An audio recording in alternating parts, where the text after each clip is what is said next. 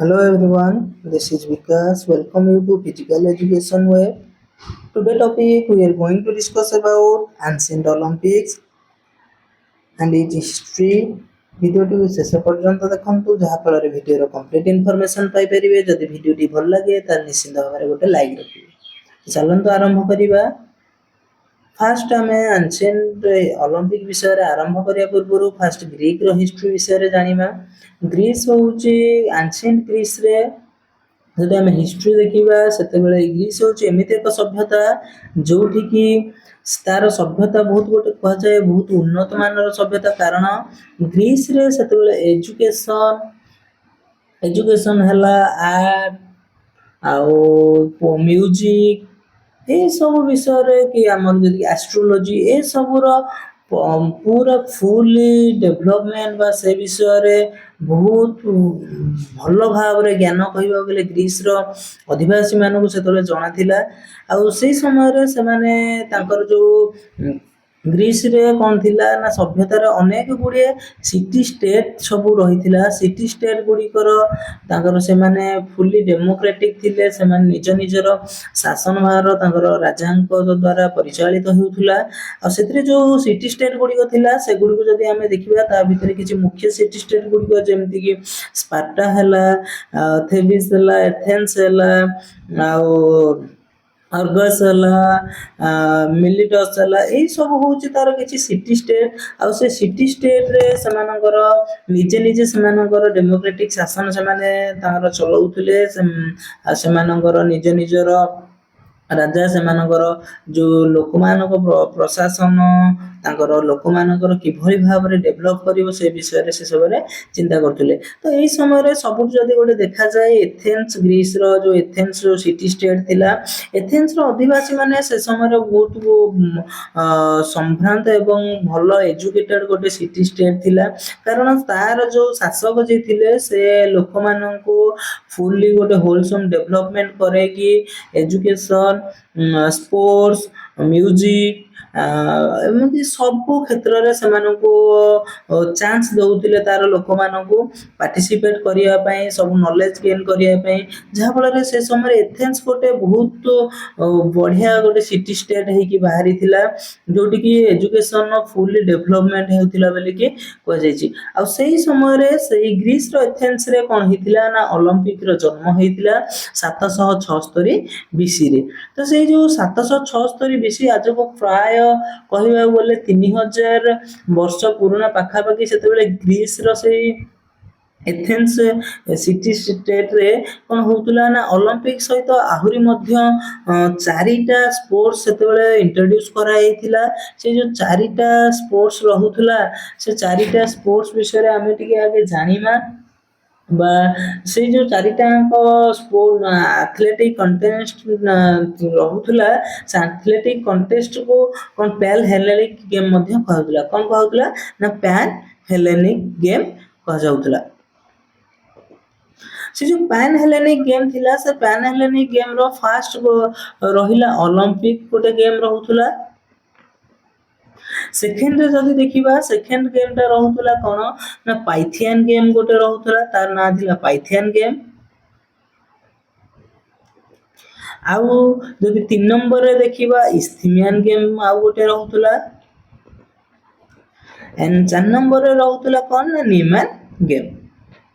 यही भाव में चारिटा स्पोर्ट्स से ग्रीक हिस्ट्री इंट्रोड्यूस होता गुड़िक कंटिन्यू चलुले लोक मैंने पार्टिसिपेट करते किंतु जितेबाला गेम गुड़िक कंटिन्यू चलुला से समय सबुठ अधिक पपुलारिटी नहीं किए ना ओलंपिक गेम सबुठ अधिक पपुलर हासिल करथिला कारण से समय जो ओलंपिक गेम स्टार्ट होता से ओलंपिक गेम टा ओलंपिक गेम से क्या उद्देश्य कराला ना से जो गॉड थिले देवता रही से रही किए जियस रही गॉड जियस रही जे कि गॉड ऑफ स्काई तांको उद्देश्य कौन होता ना ओलंपिक गेम स्टार्ट होता।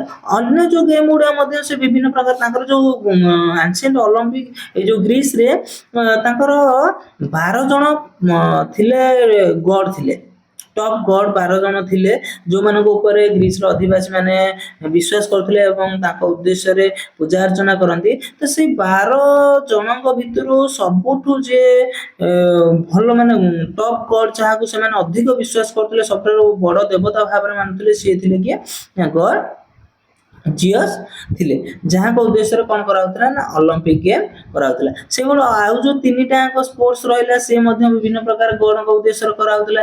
ଯେମିତି ପାଇଥିଆନ୍ ଗେମ୍‌ଟା କାହା ଉଦ୍ଦେଶ୍ୟରେ କରାହଉଥିଲା? ପାଇଥିଆନ୍ ଗେମ୍‌ର ଯିଏ ଗଡ୍ ଥିଲେ ପାଇଥିଆନ୍ ଗେମ୍‌ର ଥିଲେ ସେ କିଏ ଗଡ୍ ନା ଗଡ୍ ଆପୋଲୋ ଥିଲେ। ପାଇଥିଆନ୍ ଗେମ୍ ଯୋଉ ହଉଥିଲା ସେ ଥିଲେ ଗଡ୍ ଆପୋଲୋ। ଆପୋଲୋ ତାଙ୍କୁ ଗଡ୍ ଅଫ୍ ମ୍ୟୁଜିକ୍ କୁହାହଉଥିଲା ବା ସଙ୍ଗୀତର ଦେବତା ବୋଲିକି କୁହାଯାଉଥିଲା। ଆଉ ନେକ୍ସଟ ଆଉ ଯୋଉ ରହିଲା ଆମର ଇସ୍ଥିମିଆନ୍ ଗେମ୍। ଇସ୍ଥିମିଆନ୍ ଗେମ୍‌ର ତାର ମଧ୍ୟ ଗଡ୍ ଥିଲେ ଗଡ୍ ପୋସିଡନ୍ କୁହାହଉଥିଲା ତାଙ୍କୁ। ପୋସିଡନ୍‌ର ଆପଣ ମନେ ରଖିବେ ସି ର ଉଚ୍ଚାରଣ ହଉଛି ତ ସେଇଠୁ ମନେ ରଖିବେ କ'ଣ ଓସେନ୍ ବା ସମୁଦ୍ର ସିର ଦେବତା ମଧ୍ୟ ତାଙ୍କୁ କୁହାଯାଉଥିଲା। କିଏ ନା ଗଡ୍ ପୋସିଡନ୍ ଯିଏ ଥିଲେ ସିଏ ଥିଲେ କ'ଣ ଆନ୍ସିଏଣ୍ଟ ଯୋଉ ଇସ୍ଥିମିଆନ୍ ଗେମ୍ ହଉଥିଲା ଗ୍ରୀସରେ ସେଥିର ଦେବତା କିଏ ଥିଲେ ନା ପୋସିଡନ୍ ଥିଲେ ଗଡ୍ ଅଫ୍ ସି। ଆଉ ନିମାନ୍ ଗେମ୍ ଯୋଉ ରହିଲା ବାକି 4 ନମ୍ବର ଗେମ୍ ନିମାନ୍ ଗେମ୍‌ର ଗଡ୍ ସିଏ ରହୁଥିଲେ କିଏ ନା ଗଡ୍ ଜିଅସ୍ ମଧ୍ୟ ସେ ରହୁଥିଲେ। ତ ଗଡ୍ ଜିଅସ୍‌ଙ୍କ ଉଦ୍ଦେଶ୍ୟରେ ଦୁଇଟା ଗେମ୍ ହଉଥିଲା ଗୋଟେ ହେଲା ଅଲମ୍ପିକ୍ ଆଉ ଗୋଟେ ହେଲା ନେମାନ୍ ଗେମ୍ ରହୁଥିଲା। ଗଡ୍ ଅଫ୍ ସ୍କାଏ ଥିଲେ ଇଏ। ତ ଏଇ ଯୋଉ ଅଲମ୍ପିକ୍ ଗେମ୍ ଆନ୍ସିଏଣ୍ଟ ଗ୍ରୀସରେ ଚାଲିଥିଲା ଏଇ ଅଲମ୍ପିକ୍‌ରେ ଫାଷ୍ଟ କ'ଣ ହଉଥିଲା ନା ଯେତେବେଳେ ଷ୍ଟାର୍ଟିଂ ହେଇଥିଲା ଆଉ ଏଠି ସବୁ ଯୋଉ ସିଟି ଷ୍ଟେଟ୍ ଥିଲା ଗ୍ରୀସର ସିଟି ଷ୍ଟେଟ୍‌ର ଫ୍ରି ବର୍ନ ସେମାନେ ଯୋଉ ଗ୍ରୀସର ଅଧିବାସୀ ମାନେ ସେମାନେ ସମସ୍ତେ ସେ ପାଖାପାଖି ଯୋଉ ସିଟି ଷ୍ଟେଟ୍ ଥିଲା ସେମାନେ ସମସ୍ତେ ଆସିକି କ'ଣ କରୁଥିଲେ ନା ସେ ଅଲମ୍ପିକ୍‌ରେ ପାର୍ଟିସିପେଟ୍ କରିପାରୁଥିଲେ। ଆଉ ସେଇ ସମୟରେ ଯଦି ବି କୌଣସି ତାଙ୍କର ଯୋଉ ସିଟି ଷ୍ଟେଟ୍ ଭିତରେ ବା ନିଜ ରାଜ୍ୟ ଭିତରେ କୌଣସି ଯୁଦ୍ଧ ବା ଲଢ଼େଇ ଚାଲୁଥିଲା ସେ ସବୁ କ'ଣ କରିଦିଆଯାଉଥିଲା ନା ବନ୍ଦ କରିଦିଆଯାଉଥିଲା। ଆଉ ସମସ୍ତେ ସେଇଠି ଶାନ୍ତି ଶୃଙ୍ଖଳାର ସହ ସେଇ ଗେମ୍ ପିରିୟଡ଼ ସମୟରେ ସ୍ପୋର୍ଟସ୍ ଉପରେ ଅଧିକ ଧ୍ୟାନ ଦେଉଥିଲେ କିଭଳି ଭାବରେ ଇଭେଣ୍ଟଟା ସକ୍ସେସଫୁଲ୍ ହେବ। ଏବଂ ଯୋଉମାନେ ପାର୍ଟିସିପେଟ୍ କରୁଥିଲେ ସେମାନେ ତ ରହିଥିଲେ ପୁରା ଗ୍ରୀସର ଅଧିବାସୀ ରହୁଥିଲେ ଆଉ ବାହାରୁ କେହି ପାର୍ଟିସିପେଟ୍ କରୁନଥିଲେ ସେ ସମୟରେ। ଆଉ ସେମାନେ କେବଳ ପୁରୁଷମାନଙ୍କୁ ହିଁ ସେତିକି ସମୟରେ କ'ଣ କରାଯାଉଥିଲା ନା ପାର୍ଟିସିପେଟ୍ କରିବା ପାଇଁ ତାଙ୍କୁ ସ୍ଥାନ ଦିଆଯାଉଥିଲା। କେବଳ ଫ୍ରି ବୋର୍ନ ମେଲ୍ ମାନେ ହିଁ ସେଠି ପାର୍ଟିସିପେଟ୍ କରୁଥିଲେ। ଫିମେଲ୍ ମାନଙ୍କୁ ସେଠି କ'ଣ କରାଯାଉଥିଲା ନା ଚାନ୍ସ ଦିଆଯାଉନଥିଲା। ଫିମେଲ୍ ମାନଙ୍କୁ ନା ସେଠି ଆଲାଉ କରାଯାଉଥିଲା ପାର୍ଟିସିପେଟ୍ କରିବା ପାଇଁ ନା ସେମାନଙ୍କୁ ଦେଖିବା ପାଇଁ ମଧ୍ୟ ସେଠିକି ପ୍ଲେସ୍ ଛାଡ଼ି ଦିଆଯାଉନଥିଲା। ଆଉ ଯୋଉମାନେ ପାର୍ଟିସିପେଟ୍ କରୁଥିଲେ ସେମାନେ ୱିଦାଉଟ୍ ଡ୍ରେସ୍‌ରେ ସେଠି ପାର୍ଟିସିପେଟ୍ କରୁଥିଲେ। ଯୋଉ ଇଭେଣ୍ଟ ଗୁଡ଼ିକ ରହୁଥିଲା ସେମାନେ ୱିଦାଉଟ୍ ଡ୍ରେସ୍‌ରେ ସେଠି ଯାଇକି ପାର୍ଟିସିପେଟ୍ କରୁଥିଲେ। ତ ଇଏ କିଛି ଇନଫର୍ମେଟିଭ୍ ଭିଡ଼ିଓ ଥିଲା। ନେକ୍ସଟ ଆମେ ଦେଖିବା ତାର ବିଷୟରେ ଡିଟେଲ୍ସ ଜାଣିବା। ତ ଦେଖିବା ଯଦି ଆମେ ଆନ୍ସିଏଣ୍ଟ ଯୋଉ Olympic game organised in honour of God Zeus ଯେମିତି ମୁଁ କହିଲି ଆକାଶ ଦେବତାଙ୍କ ତାଙ୍କ ଉଦ୍ଦେଶ୍ୟରେ ଗଡ୍ ଜିଅସ୍‌ଙ୍କ ଉଦ୍ଦେଶ୍ୟରେ ହଉଥିଲା ରିଲିଜିୟସ୍ ଫେଷ୍ଟିଭାଲ ଏଟା ଗୋଟେ ଥିଲା। ଆଉ ଅଲମ୍ପିକ୍ ଗେମ୍ ଏଠି ତାଙ୍କର କୋଉଠି ହଉଥିଲା ନେମ୍ କୋଉଠୁ ଅଲମ୍ପିକ୍ସ ବୋଲିକି ଅଣାହେଲା ନା ତାଙ୍କର ଗୋଟେ ମାଉଣ୍ଟେନ୍ ବା ପାହାଡ଼ ଥିଲା ଅଲମ୍ପସ୍। ସେ ଅଲମ୍ପସ୍‌ର ସେଇ ପାହାଡ଼ର ନାଁ ଅନୁସାରେ ଏହାର ନାଁ କରାଯାଇଥିଲା। ଆଉ 776 ବିସି ଅଲମ୍ପିଆ ସେ ଯୋଉ ସ୍ଥାନରେ ହେଇଥିଲା। ଫାଷ୍ଟ ଇଭେଣ୍ଟ ଯଦି ଦେଖିବା ଅଲମ୍ପିକ୍‌ର ଫାଷ୍ଟ ଇଭେଣ୍ଟ ଥିଲା ଫୁଟ୍ ରେସ୍ ଅର୍ଥାତ୍ ପାଦରେ ସେମାନେ ସର୍ଟ ଅଫ୍ ଡିଷ୍ଟାନ୍ସ ଗୋଟେ କ'ଣ କରୁଥିଲେ ଯେ ପାର୍ଟିସିପେଟ୍ ସେମାନେ ପାଦରେ ଚାଲିକି କଭର କରୁଥିଲେ। ପରବର୍ତ୍ତୀ ସମୟରେ ଏଇ ଯୋଉ ଇଭେଣ୍ଟଟା ଫାଷ୍ଟ ଗୋଟେ ଦିନ ଧରିକି ଚାଲୁଥିଲା ପରବର୍ତ୍ତୀ ସମୟରେ ଏଇ ଇଭେଣ୍ଟ କ'ଣ ହେଲା 3 ଦିନ ହେଲା ତାପରେ ପୁଣି 5 ଦିନ ଧରିକି କଣ୍ଟିନ୍ୟୁ ଚାଲିଥିଲା। ତ ଏଇ ଯୋଉ ଫାଷ୍ଟ ଇଭେଣ୍ଟ ଅଲମ୍ପିଆରେ ହଉଥିଲା ଫୁଟ୍ ରେସ୍ ରହୁଥିଲା। ପରବର୍ତ୍ତୀ ସମୟରେ ବିଭିନ୍ନ ପ୍ରକାର ଲୋକମାନେ ଯେତେବେଳେ 5-6ଟା ଏମିତି ଅଲମ୍ପିକ୍ ଚାଲିଲା ପରେ ଲୋକମାନେ କହିଲେ କେତେ ଗୋଟେ ଇଭେଣ୍ଟକୁ 3-4 ବର୍ଷ ୱେଟ୍ କରିକି ଆମେ ଦେଖିବା। ପରବର୍ତ୍ତୀ ସମୟରେ ଆହୁରି ଇଭେଣ୍ଟ ଆଡ୍ ହେଇଗଲା। ଯେମିତି ଲଙ୍ଗ ଡିଷ୍ଟାନ୍ସ ଧୀରେ ଧୀରେ 200 ମିଟର 400 ମିଟର ଏଇଭଳି ଡିଷ୍ଟାନ୍ସର କିଛି ଇଭେଣ୍ଟ ସବୁ ଆଡ୍ କରାଗଲା।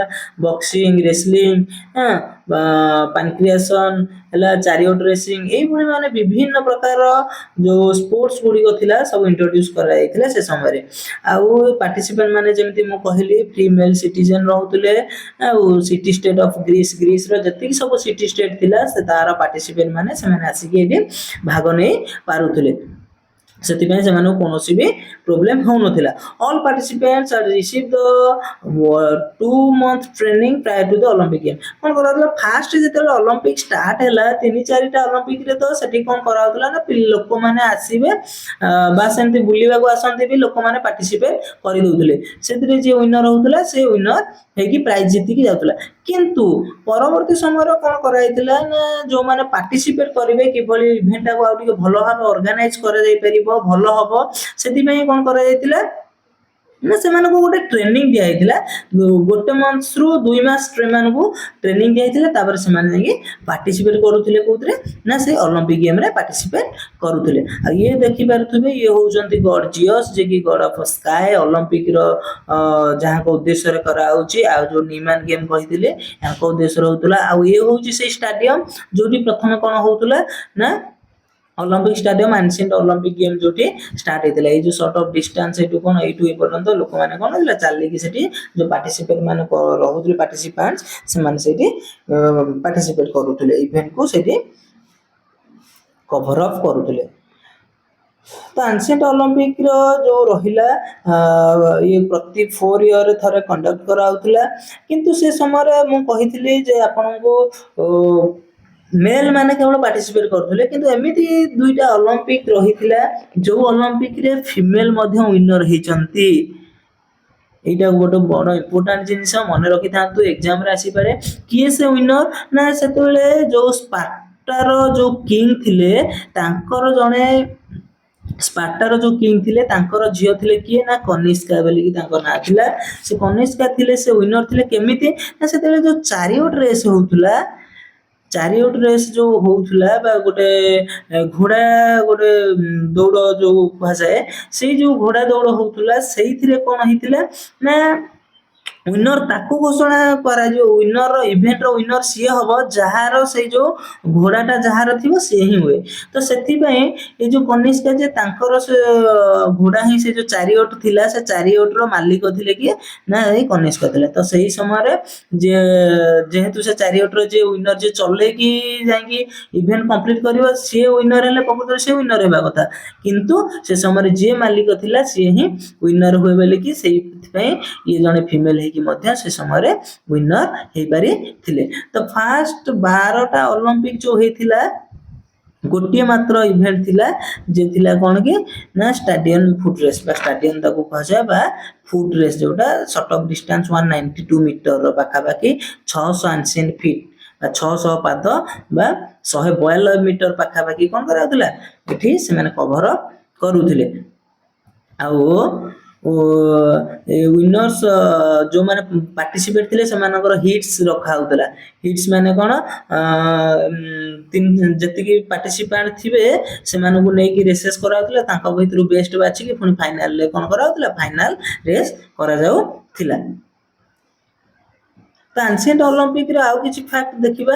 ଏ ଅଲମ୍ପିକ ଗେମ୍ ଫାଷ୍ଟରେ 1 ଡେ ଚାଲୁଥିଲା କୋଉ ପର୍ଯ୍ୟନ୍ତ ଚାଲିଲା ଯେପର୍ଯ୍ୟନ୍ତ 684 ବିସି ପର୍ଯ୍ୟନ୍ତ ଫାଷ୍ଟ ଗୋଟେ ଦିନରେ ହେଉଥିଲା।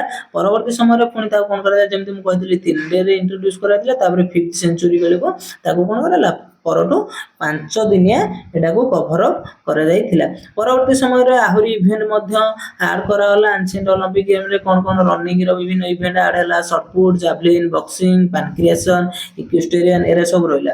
ପାନକ୍ରିଏସନ୍ ଯେଉଁ ଇଭେଣ୍ଟଟା ଥିଲା ଏଟା ହେଉଛି ବକ୍ସିଂ ଆଉ ରେସଲିଂର ଗୋଟେ ମିକ୍ସ ଇଭେଣ୍ଟ ଥିଲା। ଆଉ ପାଖାପାଖି ଯେଉଁ ଇଭେଣ୍ଟ ଗୁଡ଼ିକ କଣ୍ଟିନ୍ୟୁ ଚାଲିଥିଲା ପ୍ରୋଗ୍ରାମ 18ଟା ଇଭେଣ୍ଟ ରହୁଥିଲା ଆଉ 5 ଦିନ ଧରିକି ଚାଲିଥିଲା ଏଇ ଯେଉଁ ଆନସିଏଣ୍ଟ ଅଲମ୍ପିକ ଗେମ୍ଟା।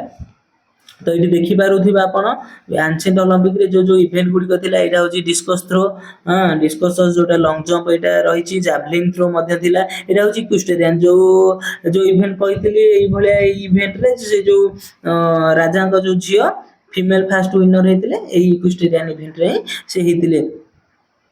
ଆଉ ଇଏ ଥିଲା କ'ଣ ନା ରନିଂ ଇଭେଣ୍ଟ ରହୁଥିଲା ବକ୍ସିଂ ରହୁଥିଲା ରେସଲିଂ ରହୁଥିଲା। ଏଇଟା ହେଉଛି ପାନକ୍ରିଏସନ୍। ଏଇ ଯେଉଁ ପାନକ୍ରିଏସନ୍ କ'ଣ ଏଇଭଳି ବକ୍ସିଂ ଆଉ ରେସଲିଂର ଦୁଇଟା କମ୍ବିନେସନ୍ ଥିଲା ପାନକ୍ରିଏସନ୍ ଇଭେଣ୍ଟ। ଆଉ ପାନକ୍ରିଏସନ୍ ଇଭେଣ୍ଟରେ କ'ଣ ରହୁଥିଲା ନା ଆପଣ ୟା ପାଇଁ ବିଭିନ୍ନ ସର୍ଟ ଅଫ୍ ରୁଲ୍ ରେଗୁଲେସନ୍ ଥିଲା। হ্যাঁ, ପାନକ୍ରିଏସନର ଓନ୍ଲି ରୁଲ୍ ରେଗୁଲେସନ୍ କଣ ଥିଲା ନା ଆପଣ ତାକୁ କେବଳ କଣ କରିବେ ନା ତାର ନାକ ଆଉ ଆଖିକି ଛାଡ଼ିକି ଆଉ ତାକୁ ବାଇଟ୍ କରିପାରିବେନି। ଅପୋଜିସନ୍ ଯୋଉ ପାର୍ଟି ସହିତ ଲଢ଼େଇ କରିବେ ଆପଣ ତାକୁ ବାଇଟ୍ କରିବେ କାମୁଡ଼ା ପାରିବେ ନାହିଁ। ନହେଲେ ବାକି ଆଉ ସବୁ ଆପଣ ନିଜର ବଳ ଲଗେଇକି ତାକୁ ହରେଇ ପାରିବେ। ତ ଇଏ ଥିଲା ପାନକ୍ରିଏସନ୍ ଇଭେଣ୍ଟ।